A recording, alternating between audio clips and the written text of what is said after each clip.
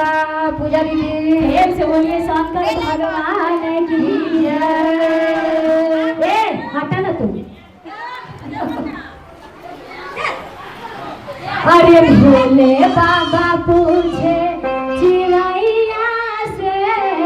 जय हो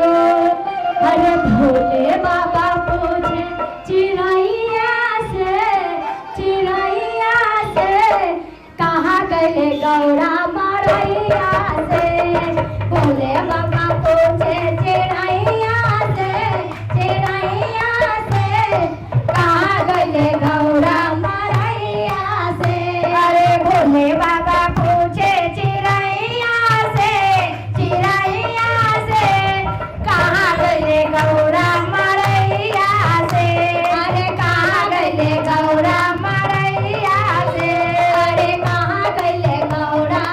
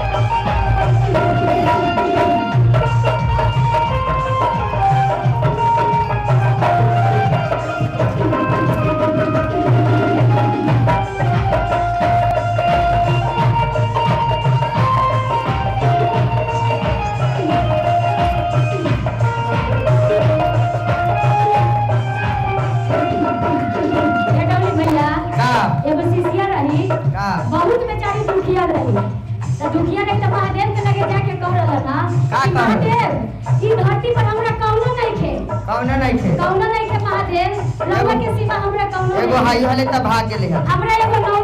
हमरा नौकरानी बना के रखिया महादेव लेकिन अपना लगे हमरा लेके चला तो वही से कह रहा था का? कि महादेव हमरा के लेके चली साथ में हम रउआ के नौकर बन के हम रह जाई बाकी हम कहीं नहीं न जाई महादेव तो पर कह रहा ना काहे छोड़ी के जाएबा हमके बेचमा जा धान में छोड़ी के जयवा जाबा बीच माजा धार में छोड़े के जाएबा हमके बेचमा जा धान में छोड़ी के जयवा जाबा बीच माजा धार में तोरा बेना दुनिया बाबा रहता आनान में तोरा बेना दुनिया बाबा रहता आनान में छोड़े के जाएबा हमके बेचमा जा धान में छोड़ी के जयवा जाबा बीच माजा धार में तोरा बेना दुनिया बाबा रहता आनान में तोरा बेना दुनिया बाबा बाबा बीच माजा धार में तोरे नाम के धैले होते हरिया ये भोला जी तोहरे न बासल हो पारा नामा तोरे नाम के धैले होते हरिया ये भोला जी तोहरे न बासल हो पारा नामा ले ले चलया मानो ना डालिया ये भोला जी राखिया बना के नौका रानिया ले ले चलया बाने ना डालिया ये भोला जी राखिया बना के नौका रानिया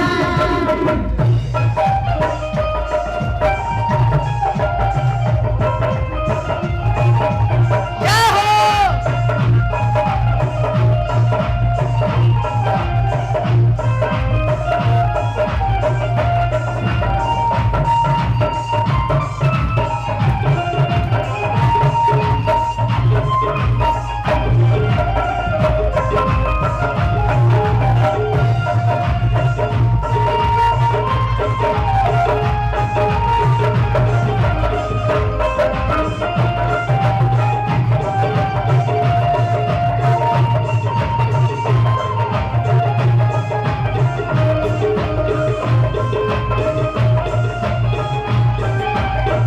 आपका कहे खंडोली भैया हाँ शिष्या कह रहा था कि महादेव हमरा के कुछ न चाहिए हमरा के बस अपन नौकरानी बना के हमरा के रख लिया महादेव हम रउआ के सीधा नौकरानी बन के रह